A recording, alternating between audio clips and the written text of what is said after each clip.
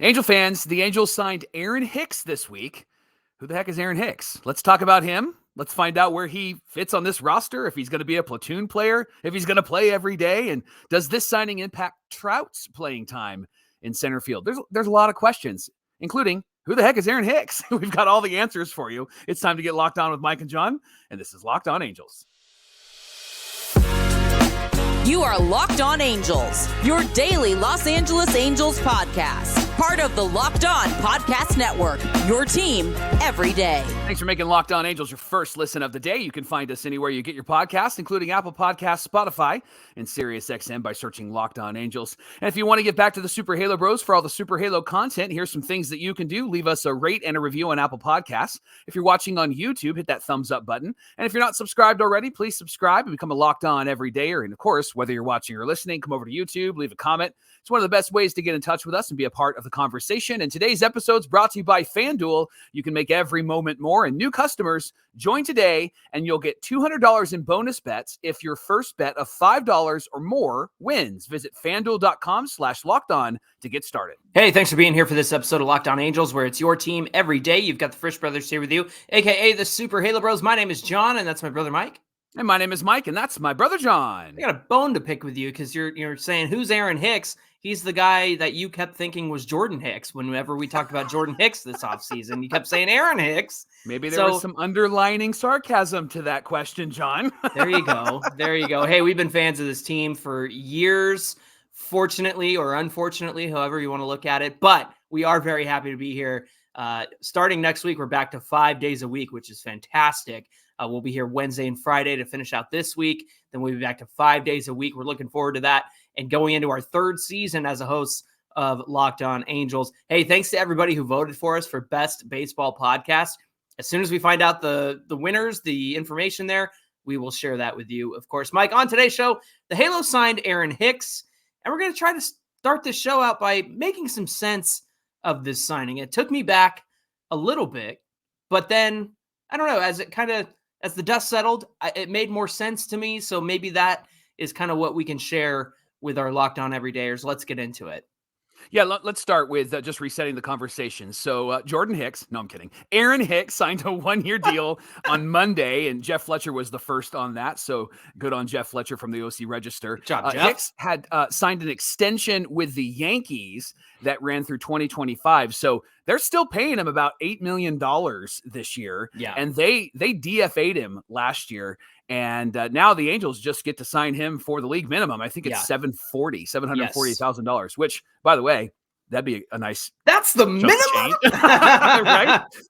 Colton Ingram was DFA'd to make room on the 40-man roster. You remember Colton Ingram, lefty, came out of the bullpen, really struggled with the Angels last year, but I do think he has a lot of upside. So we'll watch what happens with him and see if he gets picked up, because that often happens with DFA'd players from the Angels, right? Nobody really goes after them, and then they can find their way back to the Angels minor leagues. He had a lot of minor league success, and so I'm hoping that he is able to pass through waivers. But if people look at what he did in the minor leagues, there's going to be a lot of interested teams there for sure. Yeah.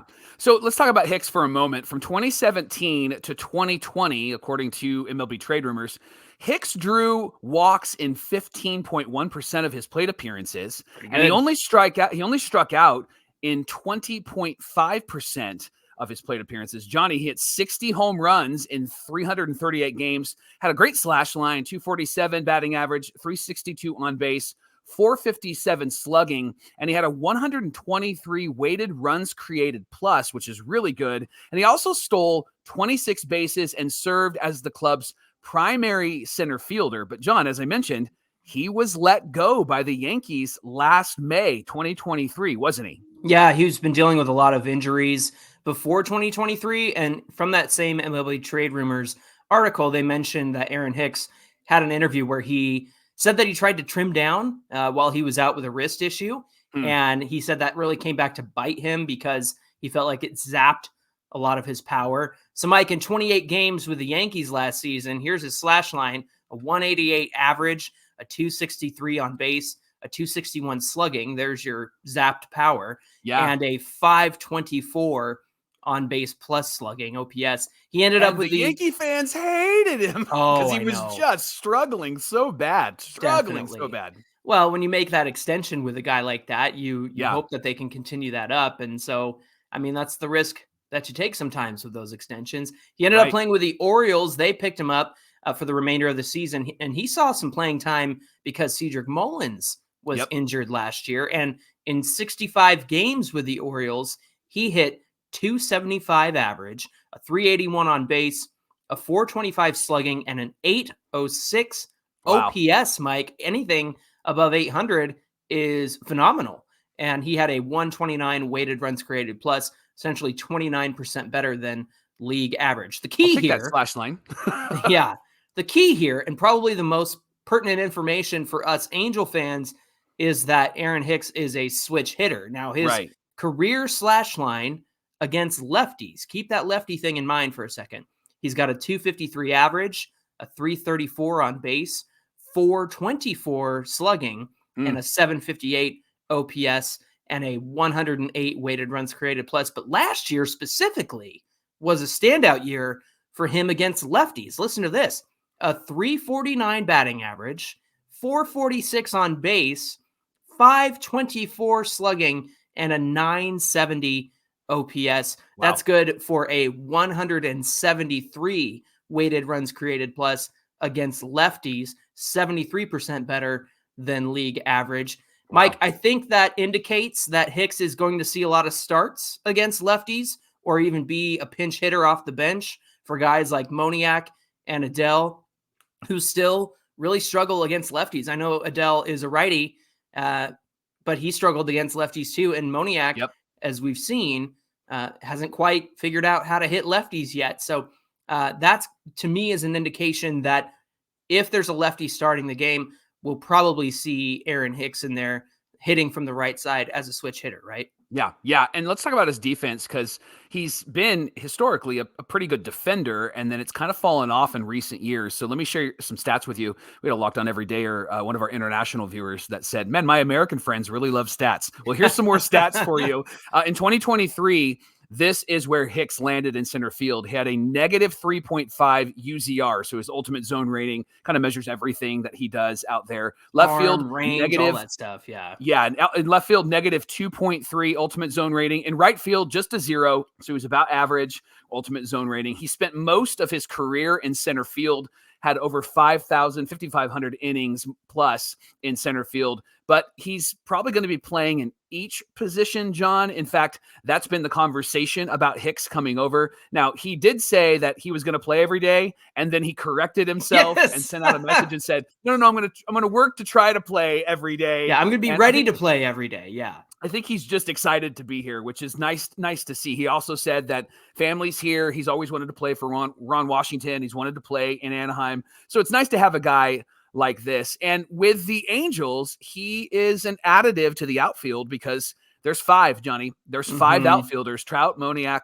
Ward, Adell, and Hicks. And so the tension, or the question that we have to wrestle with, is that does this signing mean that there's potentially a trade on the way, or does this signing mean that Perry just wanted to have some really great depth? What do you think? Well, what concerned me about having 5 outfielders at first when this signing first happened was, well, how are they going to carry more than 4? But the Angels actually have the space to do so. So roster-wise, they can carry these 5. But to me, Mike, it seems like it does kind of prevent signing somebody like a Cody Bellinger or having an impact bat. It kind of precludes that. So I'm not sure if the Angels are going to make that big move anymore. That concerns me. However, they can still do it. They have the capacity to do it. But here's what I think is interesting. The immediate speculation from fans, from baseball media, was that Jo Adell could be the one who's on the move. He's out of options. There was also speculation that perhaps Ward could be on the move as well. Now, Taylor Ward still has 1 option left, so that is valuable, an option, right? But I wondered when this news happened if this was like a contingency plan in case Ward wasn't ready in time for the season. So again, I think they don't have to move anybody. Yeah. But you and I have said all along, if they do sign somebody like Cody Bellinger, then that would mean one of these guys does get moved, which I still think could happen. I still think that that's a possibility. My thing is, when you have a guy like Jo Adell who's under team control until 2027, I mean, do you surrender that control? And that's certainly an asset worthy of a trade. Like you trade Jo Adell and you say, hey, you have him under team control until 2027. Like that's some incentive for another team. But I also wonder, like, you're not going to sign Hicks for a 1-year deal and get rid of somebody that you have control over until then. So I don't know. It's kind of confusing still, I think. I mean, I can see how it's going to work, but Mike, does this get figured out in spring training, or is Jo Adell or perhaps Taylor Ward on the move? What do you say? Well, here's why you don't trade Jo Adell, because Taylor Ward is healing from getting hit in the face with a baseball, right? And he also, like, that takes about 6 months of recovery, but that's just the physical side. We're not even thinking about the mental side, right? Yeah. And I was talking to Locked On Everydayer Cope yesterday, and he was saying, like, he may not ever want to get back in the batter's box, right? And so, I mean, all indications are that he will, but he may not want to get back there. But that's going to take some time. And that's, I think, one of the reasons why you don't trade Jo Adell, because you're not sure what Taylor Ward's season will look like. And I know having Hicks there and he can play all the positions is great, but I don't think that you trade Jo Adell because there's a lot of upside. There's a lot of potential. And then you also mentioned how many years he's under contract. You trade him if you can get something pretty significant. And I think that what with Jo Adell, the significance comes from his controllability, not necessarily from his performance. I think that he will continue to mature and grow and be a better hitter. But I think that if the Angels are going to capitalize on Jo Adell, they're going to capitalize on how much they can control him over the next few years. But to answer your question, I do think some of this will get worked out at spring training. It always seems like spring training, those things do work out because we weren't sure what the deal was with Mickey Moniak and if Phillips was going to be on the team or not. And then we realized, like, well, Moniak's got options and Phillips doesn't. And so let's keep him on the roster and be the fourth outfielder. And it ended up working out for a bit until they brought up Moniak, and then he, set the world on fire. So I can see this getting worked out in spring training.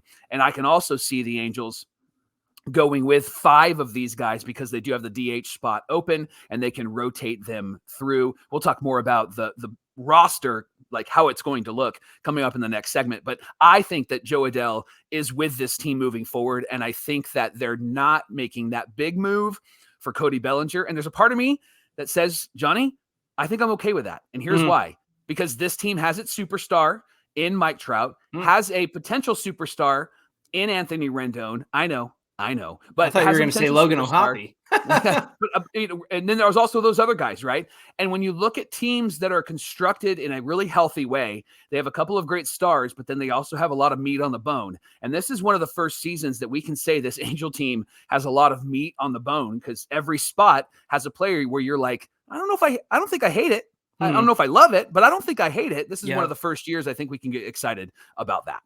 And also he's owed $740,000. So if you've got to cut ties because it's just not working out, it's not going to be a big deal. It's going to be a DFA, and it's not going to affect the Angels all that much. So the Angels are great at waiving players. Well, they have that freedom to do that. So that's just throwing that out there. Thanks for making Locked On Angels your first listen every single day. We're just getting started here. Coming up with Hicks on this roster, like Mike mentioned, how does this affect the outfield? And then also we'll talk about the infield as well. We'll look at all the players, where they're going to play and play where. We'll talk about all of that coming right up. Today's show is brought to you by our friends at FanDuel. So happy Super Bowl, almost Super Bowl week for everybody who celebrates. And that is from your friends at FanDuel. They're America's #1 sportsbook. And if you're like me, Super Bowl Sunday is all about scoring the best seats on my couch and eating my friends' snacks. We're going to be at a friend's house for Super Bowl Sunday, and we're going to watch the game. And the last time we watched the Niners in the Super Bowl, Johnny, was at this friend's house, and they lost, and then COVID hit. So I'm hoping for a completely different story. Why are you going back to that house for, if that's what happened? Good grief. It's the meat that they're smoking. That's why we're going back. Right. Yeah, that's why we're going back. So with FanDuel, you can play some bets on the game while you're eating, while you're sitting on the couch. They have so many ways to end the season with a W or 2 W's or maybe 3 W's for you. Not only can you make a bet on who will win the Super Bowl, but you can also bet on which players will score a touchdown, how many points will be scored, so much more. And new customers, if you join today, and you can get $200 in bonus bets if you place a $5 money line bet or more. If that wins, you can get $200 in bonus bets. So give it a try. Give it a shot by visiting fanduel.com/lockedon and get signed up there. Again, that's fanduel.com/lockedon. Make every moment more with FanDuel, the official sports book of the NFL. It's the Locked On Podcast Network, where it's your team every single day. Don't forget that Locked On has launched the first ever 24/7 national sports streaming channel on YouTube. Just head on over to Locked On Sports today, where they're there for you 24/7 with all the top stories of the sports world of the day from the local experts of Locked On and the national shows as well. So head on over to Locked On Sports today on YouTube, hit subscribe, and get in on the first ever national sports 24/7 streaming channel. So with the signing of Aaron Hicks and how that impacts the roster, John, let's take a look at the roster for a moment. And I think the first assumption I would run with, and I want to know if you would assume this as well, is that the Angels are going to carry 13 pitchers and 13 hitters. It looks like that might be the number. Do you think that there might be a difference there, or do you think it'll be 13 and 13? Well, I mean, we looked at FanGraphs roster resource the other day, and they have, of course, the 5 starters and the eight relievers. And I think the 8 relievers that they chose, according to roster resource, I think is enough. I think it's significant. I think that that's going to help the Angels, certainly. So yeah, that does leave 13 hitters and 13 pitchers on this roster. So if that's the case, then they're going to need one more position player off of the bench. So let's take it position by position. And there's some obvious answers to who's going to be where. Like, for example, who's starting at catcher? It's going to be Logan O'Hoppe, right? Who's starting at first base? Big assumption. It'll be Shonawell. I don't see anybody else starting there. Who's going to be the regular second baseman, I think, is where some of the questions come in. John, do you think it'll be Rengifo, or do you think it'll be Brandon Drury? I think it's going to be Brandon Drury, and here's why. He's going to start at second, and then on the days where there's a lefty starting on the mound, you need to move Drury to first base and put Rengifo at second base so that Nolan Shonawell doesn't have to face the lefty. And Mike, Rengifo is also a switch hitter. And if you look at his splits, he's a much better hitter from the right side against lefties. So I think it just makes all the sense in the world to have Drury move over to first, play the right-handed hitter against the lefty the lefty pitcher, then have Rengifo hit from the right side against the lefty. And then, once they make a change, you can put Shonawell at first again and put Drury over at second. So if you want to make that middle of the game change against a righty pitcher, you have the ability to do that. But that's how I see it happening at first base. Now, Zach Neto at shortstop seems to be for sure. But Mike, I sit here and I wonder who the Angels have in mind as a backup shortstop for Zach Neto, considering he's not going to, he'll play almost every day, but if he needs a day off, it seems like Rengifo might be the backup there. Would you agree? Yeah, I think that that's probably where he'll play more when Zach Neto needs a day off. I'm really curious about the third base spot, John, because with Rendon and his health, there's always the question if he can get over 60 games. Can he play over 60 games in a season? Hasn't done it with the Angels since he got here. And who will fill in for him? Because there is I think that the infield feels a bit light when you carry 5 outfielders, right? And so the question then would be, where does Rengifo play if Rendon is DHing? And I wonder if Rengifo is going to be at third, and then you have a Brandon Drury at second, and you have a Shonawell at first. And that infield I'm pretty confident in, but it does feel like they might need to figure out that outfield positioning. And if they are going to carry 5, they're going to need to figure out what to do, because it makes their bench kind of light when it comes to the starting infield and also the backup infield. Because at this point, John, if we're going to talk about backups, Theis is going to be the backup catcher, right? And then Rengifo is going to be backup or starter somewhere, and that leaves one more spot, and that's probably Michael Stefanik, unless they wanted to go with Levon Soto, who can play short and also play second base. So those are some of the questions that the Angels are going to have to answer as they move into spring training. My preference, John, would be to see Michael Stefanik get a bench a bench role just because I like his bat. Yeah. But I could see them moving in the direction of like a Levon Soto, because Soto can fill in at short and fill in at second and possibly even fill in at third, right? I think Michael Stefanik's like contact and approach at the plate is something that the Angels are going to need. And he had a great season in 2023. I think when you get into 60 games or something like that, and he had a great average. So I understand that he can't be a backup shortstop, but in that situation, I would trust him to come in at third or come in at second base if Rengifo can back up Neto at shortstop. So I would rather see Stefanik in that position, mostly off the bench. If he's starting every day, that's a different story. But I think he found his niche, niche last season, being a bench player. So I'm with you. I think that we're starting to see an interesting picture shape up here of what the Angels infield is going to look like. They're going to have to move some puzzle pieces around. Mike, the biggest thing for me is what's this defense going to look like, especially in the infield, because that has been a crucial missed opportunity for the Angels the last few seasons. And I think with Ron Washington coming in, I would love to see Rengifo get better at shortstop, which is probably his worst position. Now, you and I did make some comparisons for Rengifo. He's decent at second. He's very Jorge Polanco-like at third base. They have the same ultimate zone rating there, but shortstop is the area that he needs some work in. Maybe that changes with Ron Washington and the infield coaching that he brings to the table. I would really like to see Rengifo make an improvement on defense. Hey, let's take a moment and talk about eBay Motors. Passion, drive, and patience. It's what brings home the winning trophy. Angels, pay attention. It's also what keeps your car on the road and alive. eBay Motors has everything you need to maintain your vehicle and to level it up to peak performances, from superchargers to roof racks to exhaust kits to LED headlights and so much more. Whether you're into speed or power or style or all of it, eBay Motors has got you covered with over 122 million parts to choose from. Your car, your truck, your SUV will always be ready, and you can find the parts you need that will fit exactly where you need to fit them at eBay Motors. And with the eBay Guarantee Fit, your part is guaranteed to fit your ride every time or your money back. And because with eBay Motors, you're not burning cash, you're only burning rubber. How about that? With all the parts that you need at the prices that you want, it's easy to turn your car into the MVP of your home and bring home that win. Keep your ride or die alive at ebaymotors.com. Eligible items only. Exclusions do apply. eBay Guarantee Fit is only available to U.S. customers.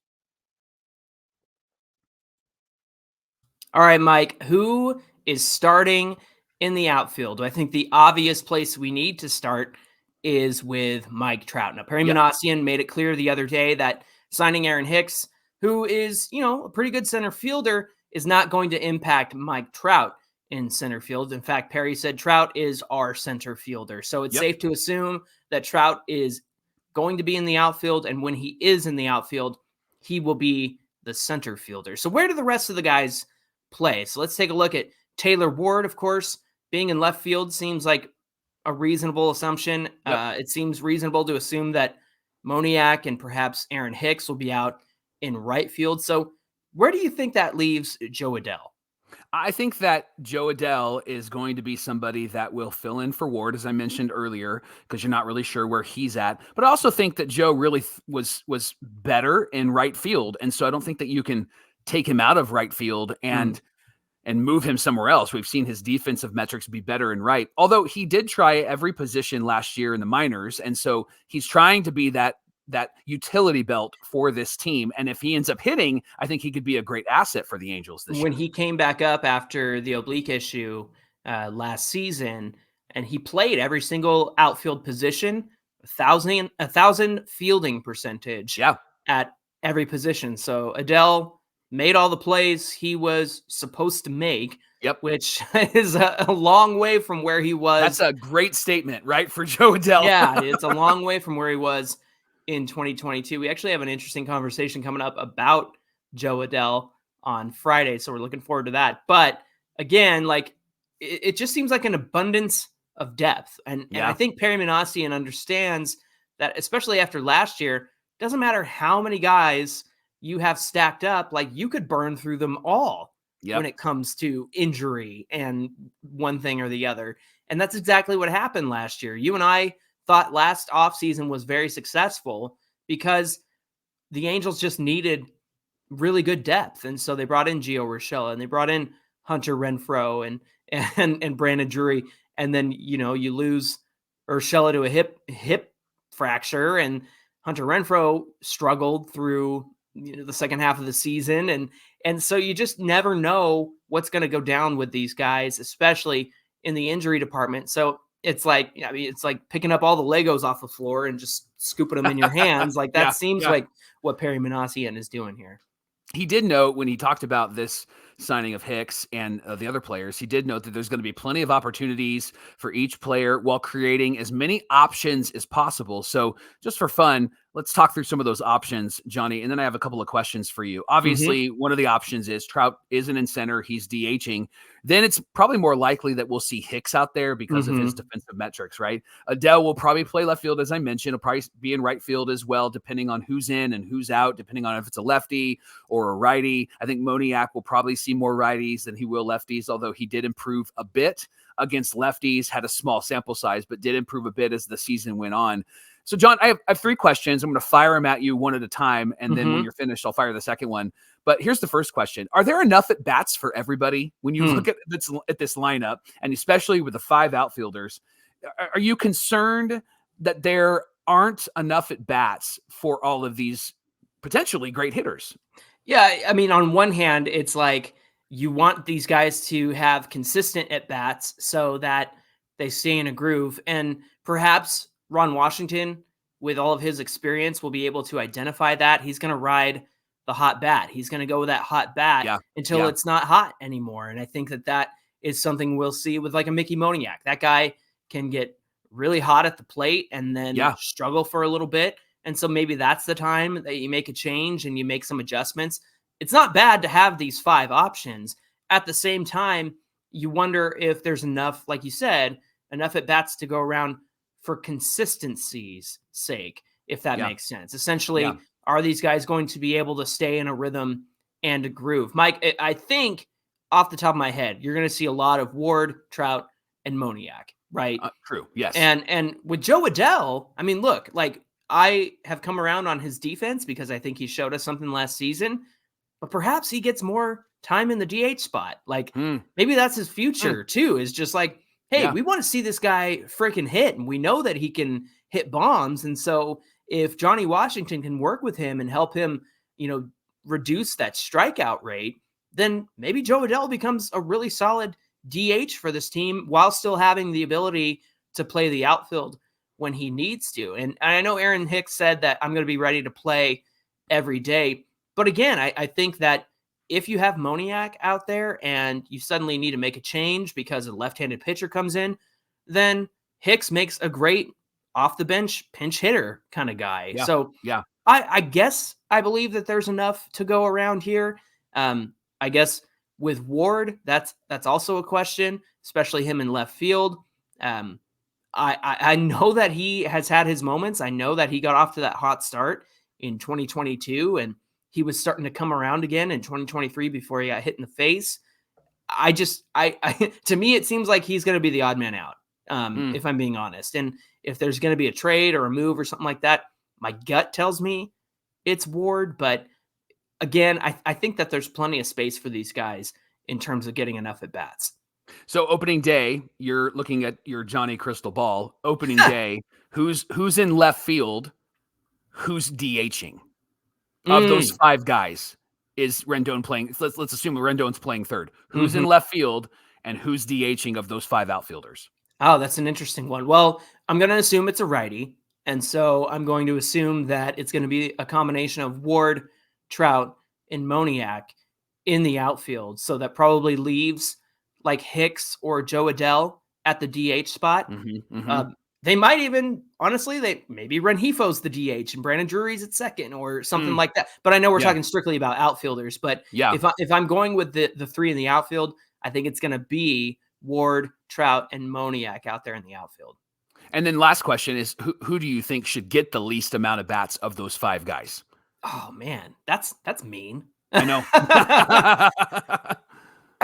In my opinion, I'm worried about Jo Adell. I'm worried about him Yeah. getting enough at bats. So Yeah. it's not that I think he should. To me, I think Aaron Hicks should get the least amount of at bats, just because I only want him in there against lefties, and so Yeah. that kind of keeps him in that box against lefties. But I'm worried that it's going to be Jo Adell. I'm worried that he's not going to get enough playing time. And for the love of God, like, let this kid actually have a full season. Like, he's got no options left. You have him until after 2027. What are you doing with him? So to me, I think that that's a big question that needs to be answered. And I think that he has deserved the chance to prove himself. He's going to be 25 this year. He's your number 1 pick. He was a top 100 pick. I think he peaked at number 3 in the top 100 as a prospect. So give that guy a chance. I'm worried that they're not going to do that. I don't know if it's Perry not super into Billy Epler guys, but whatever the case may be, I hope that he gets more at bats. I'm looking at the situation and it kind of makes me worried. Hey, thanks for making Locked On Angels your first listen of the day. Everydayers, remember that Locked On has launched the first ever national sports 24/7 streaming channel on YouTube. Locked On Sports Today is here for you 24/7, covering the top sports stories of the day with local experts of Locked On, plus our national shows covering every league. Go to Locked On Sports Today on YouTube and subscribe to the first ever national sports 24/7 streaming channel. Hey, give us a follow on Twitter at Locked On Angels and at Super Halo Bros on Twitter and Instagram. Mike, fun fact, I found a Chrome extension that turns Twitter into pre-X Back to Twitter? Yeah, it turns it back to Twitter. And not just like the graphics, but like how you use it as well. So just speaking of Twitter, I use it all the time, and that's been really fun for me. So nice. If you're interested in that, look up that Chrome extension. Hey, Mike, what do we have on deck for Friday's show? Well, what questions do the Angels need to answer in 2024? We're going to tell you what they are and why they need to be answered Friday on Locked On Angels. I think you read that wrong. It says, what questions did the Los Angeles Angels need to answer in 2024? Sorry. Yes. Need. There you go. In the there face. You go. All right, friends. We hope to see you back here on Friday. Looking forward to that conversation. Until then, my name is John, and that's my brother Mike. And my name is Mike, and that's my brother John. Thanks for being here with us, and we'll see you back here on Friday. Need. Need. Gotta answer right now.